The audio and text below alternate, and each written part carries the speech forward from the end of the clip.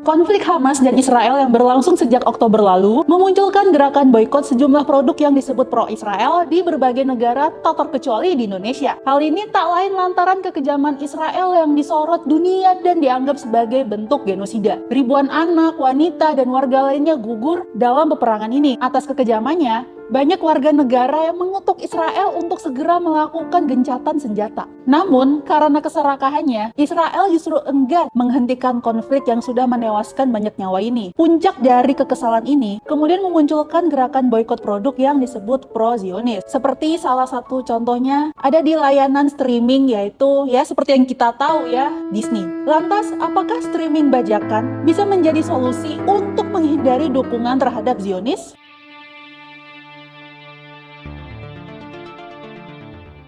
Hai Sourcer, selamat datang di channel YouTube Klik Source. Dan kali ini kita berada di segmen LMD Let's Movie Discussion. Segmen di mana kita akan membahas fakta-fakta atau mereview film-film yang sangat menarik untuk diikuti. Dan di segmen kali ini kita akan membahas mengenai layanan streaming film yang sudah kita sebut, yaitu Disney, yang secara terang-terangan ternyata mendukung Israel. Disney jadi salah satu sasaran boikot terkait dukungannya terhadap Israel. Hal ini lantaran mereka secara terang-terangan menyumbang puluhan miliar untuk Israel dalam konflik Palestina yang sudah berlangsung sejak Oktober lalu. Disney bahkan secara sadar dan nyata mengumumkan mereka membantu Israel dengan nilai yang fantastis. Hal inilah yang kemudian membuat dunia geram karena masih ada yang mendukung Israel dalam pembantaian rakyat Palestina. Dan ternyata nggak hanya Disney, CEO Warner Bros. Discovery juga mengatakan bahwa ia sangat terkejut dan sedih dengan peristiwa mengerikan yang terjadi di Israel. Ia menyebut bahwa kejadian tersebut adalah salah satu yang paling mematikan dalam sejarah Yahudi sejak Holocaust. Selain itu, Paramount Global juga mengeluarkan pernyataannya di media sosial dengan mengatakan bahwa mereka justru mengutuk Hamas karena telah menyerang Israel. Sebelum konflik Hamas versus Israel terjadi, diketahui Disney sempat secara nggak langsung menyatakan anti-Yahudi. Pernyataan anti-Yahudi tersebut terlihat dari film animasi pendek Real Little Pigs yang dirilis pada tahun 1933 silam. Sebuah film yang menampilkan 3 kartun babi dan serigala yang menyeramkan. Bagi sebagian orang, representasi serigala dengan karakter antagonis itu mengingatkan pada orang Yahudi.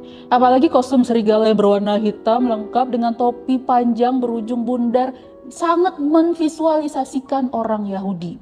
Berbeda dengan sebelumnya, kini Disney berputar arah menjadi pihak yang pro-Israel dalam pembantaian rakyat Palestina. Keberpihakan tersebut justru menjadi ancaman boikot pada pihaknya.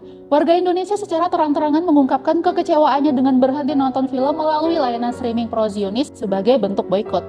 Lantas, kalau kita ngeboikot Disney, apakah menjadi langkah utama menormalisasi streaming melalui layanan ilegal? Tentu saja hal ini bukan solusi ya. Memboikot itu artinya kita cukup nggak nonton film atau drama dari layanan tersebut. Kemudian nonton melalui layanan streaming bajakan sebenarnya juga nggak dibenarkan.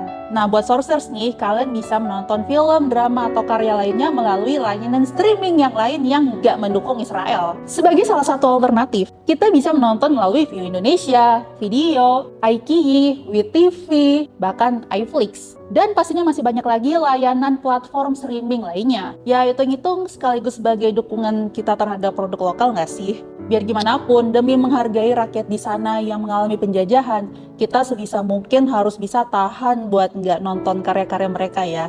Ya, emang nggak mudah sih, tapi pelan-pelan pasti bisa. Semangat! Oke, segitu dulu pembahasan Let's Movie Discussion tentang boikot platform streaming pro-Israel kali ini.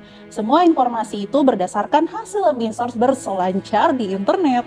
Kalau sources ada yang punya pendapat yang berbeda atau ingin mengoreksi informasi yang ingin source sampaikan, jangan lupa tulis komentar kalian di kolom komen ya. Jangan lupa subscribe channel Klik Source untuk menikmati konten-konten kami yang lainnya. Follow juga sosial media kami supaya nggak ketinggalan update berita-berita terkini dan juga mendapatkan konten fresh setiap harinya. See you!